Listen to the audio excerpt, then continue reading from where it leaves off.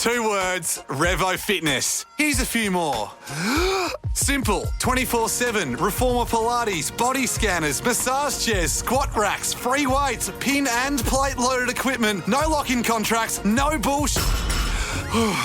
All of that and more from just $9.69 a week. That's surprisingly affordable. Join now at Revo Fitness Shenton Park or download the Revo Fitness app. RevoFitness.com.au or find the Revo Fitness app in the App Store. This is the Nathan, Nat and Shaun podcast.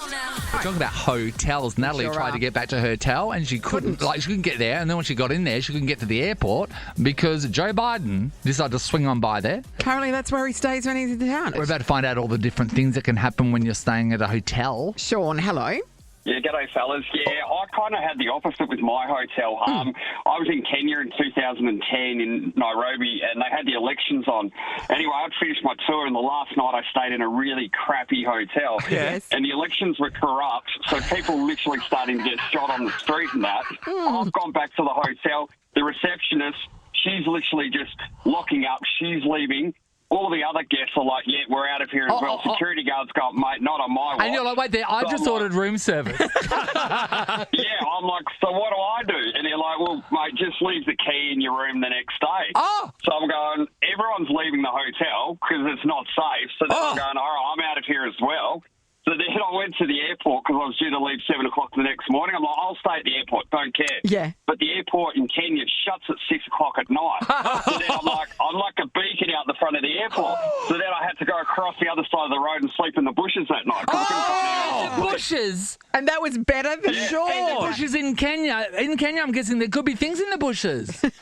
Well, yeah, but it's better than standing out the front of an airport turned on with your backpack and looking like you clearly might have some cash. Hey, can I just say, unbelievable. You wouldn't have slept a wink hiding out in a bush, would you, Shaun? No, not really, because then I was worried about spiders and stuff, and I kept on rotating all the bushes. Like Daddy Longlegs. One bush to another. From one bush to another. So I'm just running around different bushes all night. It was pretty stupid to look at, actually. I would have taken my chances in the hotel in the middle of the riot, to be honest. At least sleeping under the bed better than sleeping on top of a bush.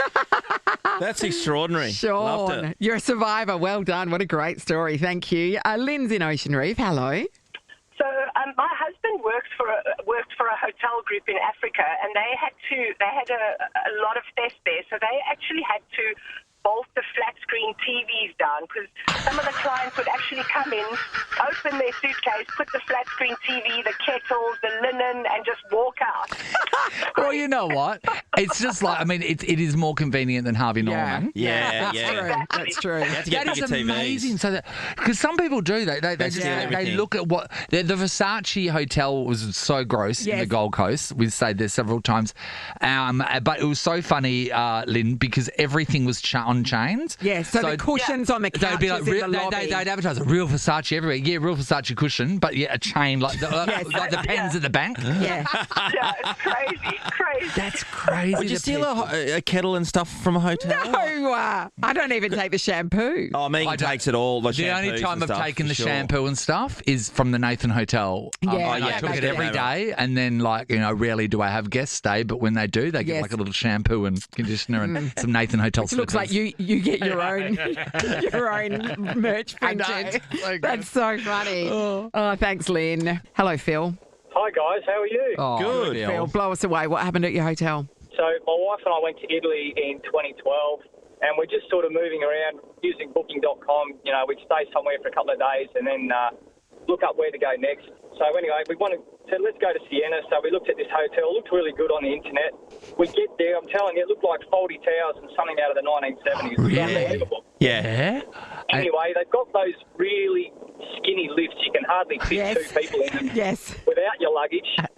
So we go up to the room, and you have to turn right when you get out of the lift to go to your room. So we go to the room, we check our gear in, and then, let's go for a walk. Okay, so we come back down, and then the wife goes, I left something in the room.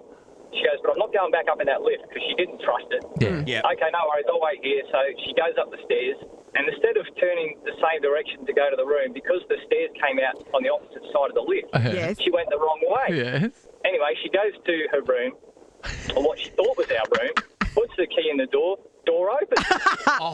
Oops. Walks in the room. She's like, where's our stuff? Hang on a minute. This room looks different. Yeah. Oh, my God, it's not our room. Yeah. So Mate. she goes to the next room, puts the key in the door opens. She's going room to room. No, Shaun, every key opens every door. Yeah, that's what I'm saying. She's going room to room. She had the key, she had the power, Nathan.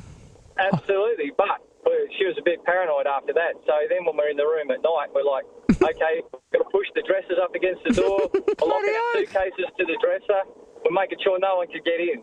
So did you say anything to the staff? Did you say we've discovered that our key opens every door to every room? It makes it look like you're breaking into the rooms. So, surprisingly, the staff weren't surprised. It's the Nathan, Nat and Shaun podcast. Yesterday I went over to Rotto and did a skydive over the Great Island. So in September I was just with a couple of guys, we're having lunch, and one of them said, we were over Rotto, we were watching people skydive. You're like, that'd be amazing. Yeah. And do you have to where did they do it from?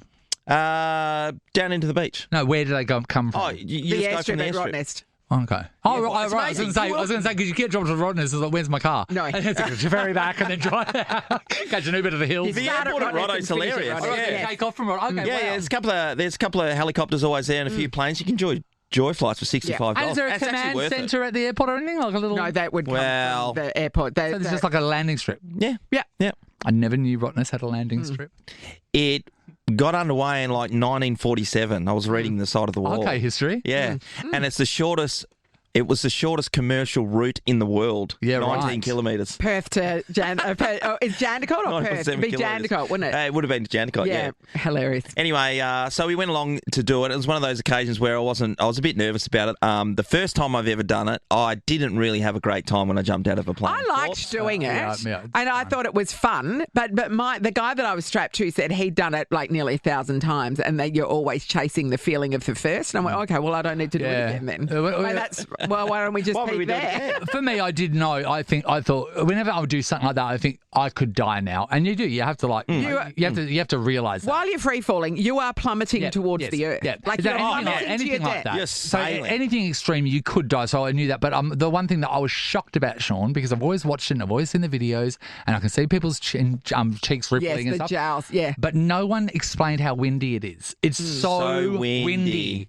Like it's like your head's out of the car on a turbojet engine. Because you're at terminal velocity at this point. Yeah. So we took off from the airport in Rotto, and off we go, and we're just doing laps and laps and laps. Up we go to the top, and eventually, obviously, it's my turn to come out. One after the other, bang, bang, bang. It's my favourite thing is when elderly people do it for their 100th birthday. You know what I mean? And so then they jump out of there, and the wind gets your face. They're all skinned. And their face is above their head, and their skull's down the bottom.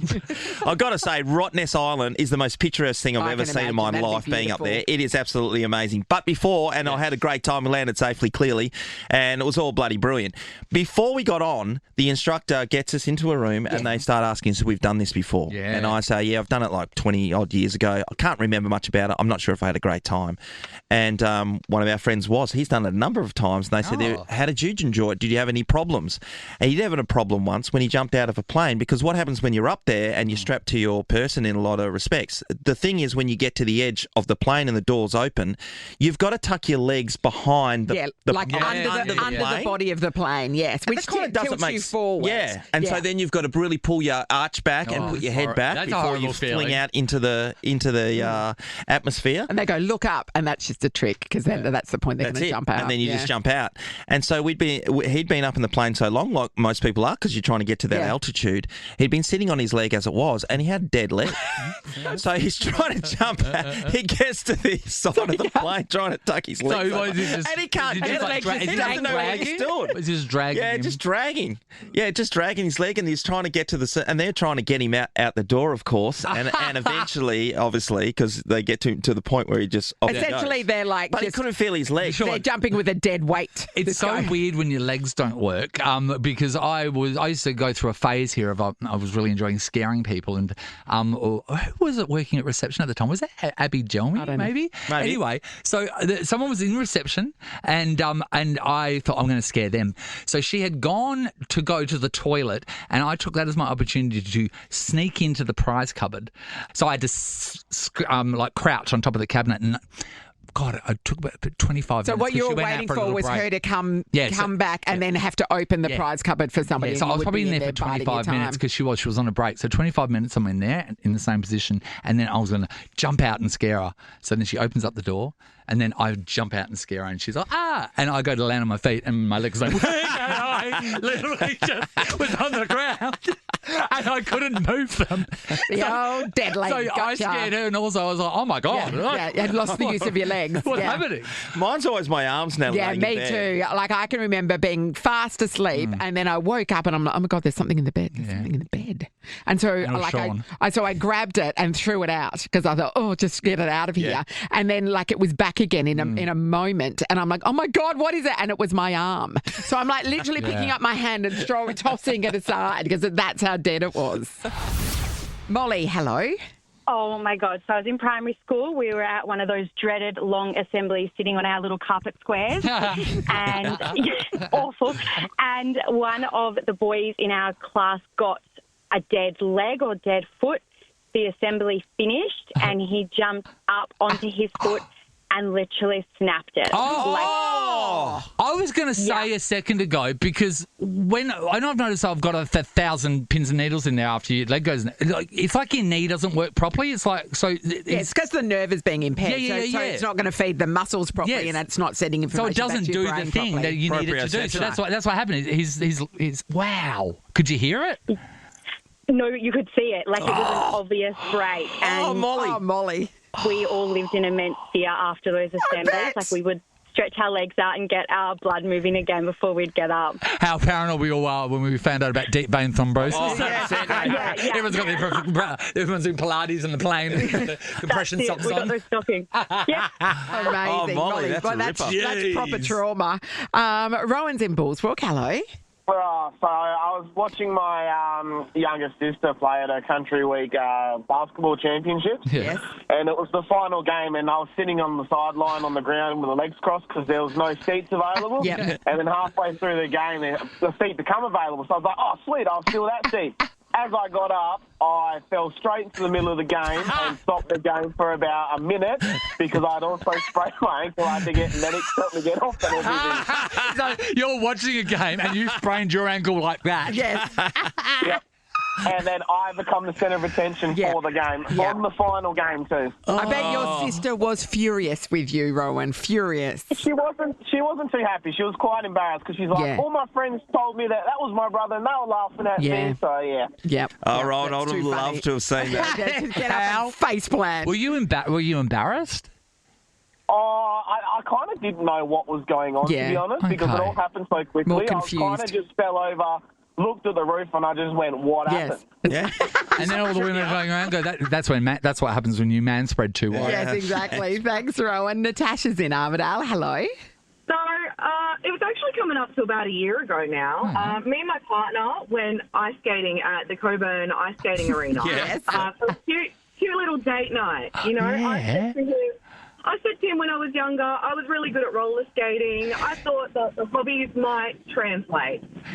About 5 to 10 minutes into the ice, I took a pretty nasty tumble. My partner went, okay, well, let's leave. Oh, wow. It was that bad that you should leave. Wow. Well, you know, it was like, I was a bit broken up about it, quite embarrassed. Yeah. So I was like, oh, okay. I said I was good at this. Well, sweetheart, this is where you went wrong, though, because roller skating, you know, the next transition from that, of course, is rollerblading. And that's where you get your ice skills from rollerblading. Exactly. Yeah. We went home. Mind you, I drove home. I was like, it's fine. I'll get over it. I woke up the next morning and my left elbow and my left arm is quite numb. Yeah. I went to work until about 11:30 when my doctor's appointment was. They did an X-ray. Turns out I broke my elbow. Yeah. Oh, no doubt. That sounds like something I would do. But that's pretty exciting to have no pain, just numb, like to hurt yourself. That suggests the nerve has been impacted. Yeah, Tash? Well, yeah. I was 27. I'd never broken a bone before. Oh, no. So I was like, I was very unfamiliar with what the feeling could be like. Yeah, there was no pain. I was just worried that I'd have a cast on for when I went to Jonas Brothers last year. Yeah, sure. That is a big consideration. Jonas Brothers. This is the Nathan, Nat and Shaun podcast. Welcome back, Kate Walsh. It's been so long since we saw you. I know, I'm so happy to see you. Thanks for having me. You've got power woman in charge of a big business vibes with your hair. Talk to me. Oh, okay.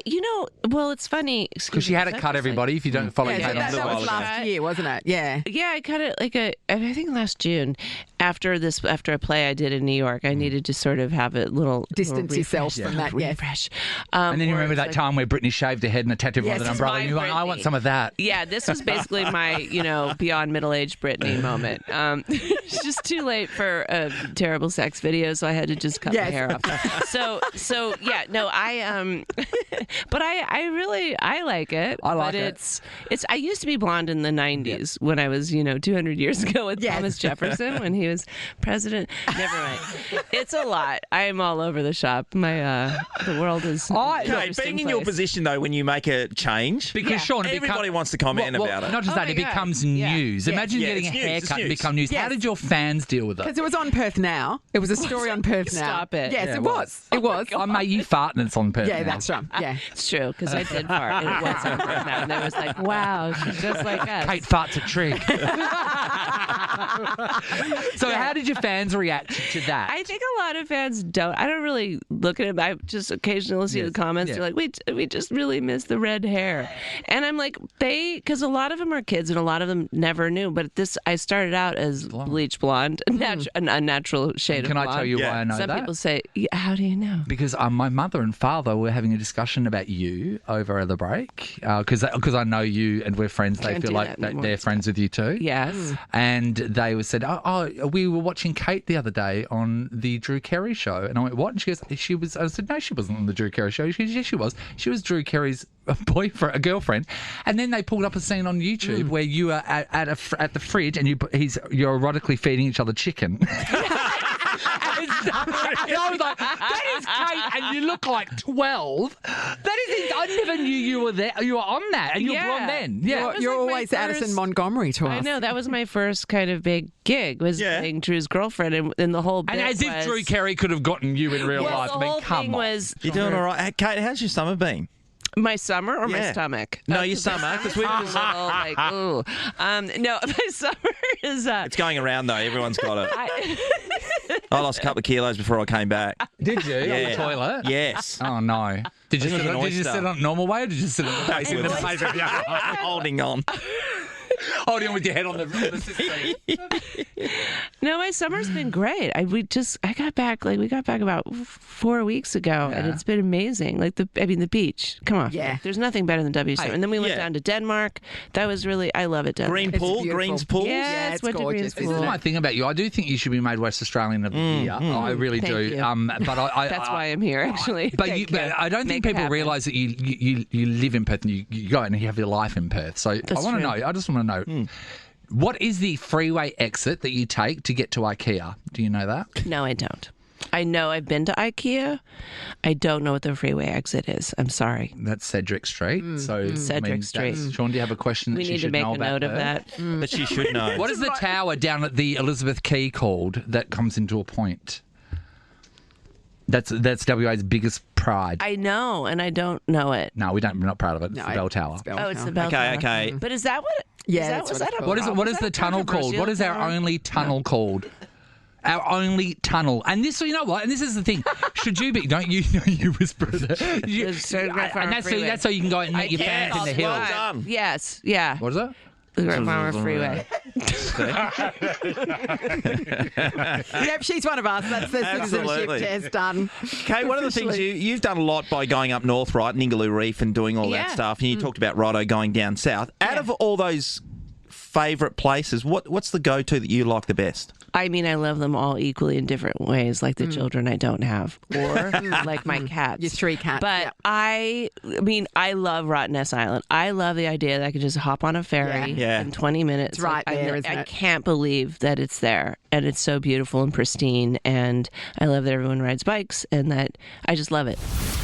With our very best friend Kate Walsh, and the reason you're here is you're promoting your appearance on a new show that's going to be on the ABC called Optics, where you guest star in episode 2 as a horrible boss. I know. Or is she? Or isn't she? You're really in your boss era, so aren't good. you? Oh, Emily yeah. in Paris. I am. I know. Like the weird, evil boss lady. I love it. Yeah. That's partly why I cut that. Well, I actually had this short hair in mind because the two women, Jenna and Vic Owens and Jenna Zerbst, who made Optics, we're developing a show together that we hope to shoot here in WA. Oh, really? Yeah, cool. And later in Is it about the bell tower? No. They seem like they would be good. The tunnel, the Grand Farmer Freeway. Kate, they seem like... You're just going to go back and forth. They're we closing might even it down go to again. IKEA. What? Cedric Street.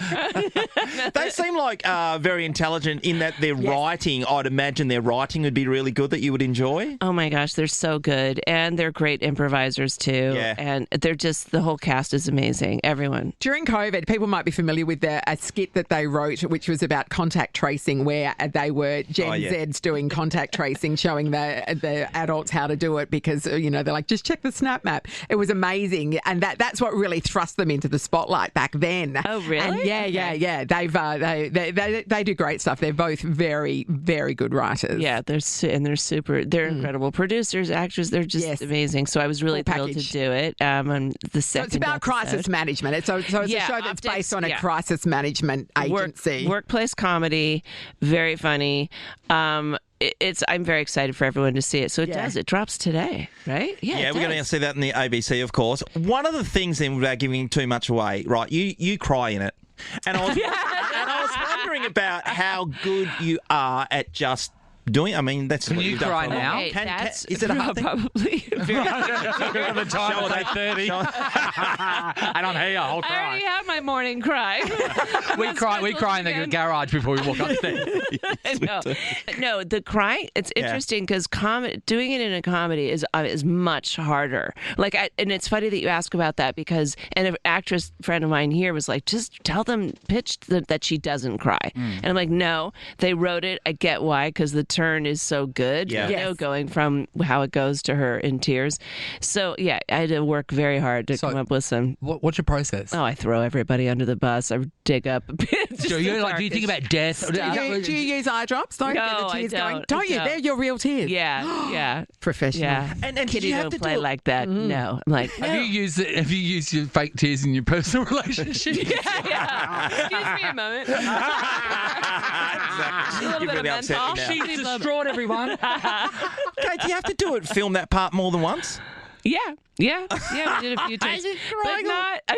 But not too many. But I hate takes. That's the one thing about TV that I hate is that we're radio. So what comes out of our mouth, it's done, and then we move on. That's why we can never remember what we've done in our show. But to do takes and takes again, does that shit you? Because whenever they tell us, oh, that was perfect, let's get it again. Yeah. It's like, well, it wasn't perfect. You said it was perfect. Yeah, I know. It's very difficult. But that's why it was so fun doing this show as well, because they moved quickly, but so if they got it, then they didn't bother. ABC budgets that are time to muck around. What's the most takes you've ever done on a scene where you're going, oh my God, are you kidding me? Can we move on? Oh my gosh. Probably like 20. And that's not even Michael Mann era. Really? Michael Mann, I've never worked with him, but he apparently does 50, 75 takes. No. Just. No. So you don't even know who, I wouldn't even know. You have to that's like some sort of weird drug at a certain point. You're like, I don't know what I'm doing. Yeah, that's awful. Oh my God, that's insane. Would there be a day of filming? Yeah, it's long. Yeah, I don't think there are those budgets anywhere anymore. They're like good enough. Let's go. Keep going. Exactly. Not since the tech bros took over Hollywood. Yeah. They're like, sorry, 1.5 takes and you're done. We're watching you. Yeah. Nathan, Nat and Shaun is a Nova podcast. For more great comedy shows like this, head to novapodcasts.com.au. 2 words, Revo Fitness. Here's a few more. Simple, 24/7, reformer Pilates, body scanners, massage chairs, squat racks, free weights, pin and plate loaded equipment, no lock-in contracts, no bullshit.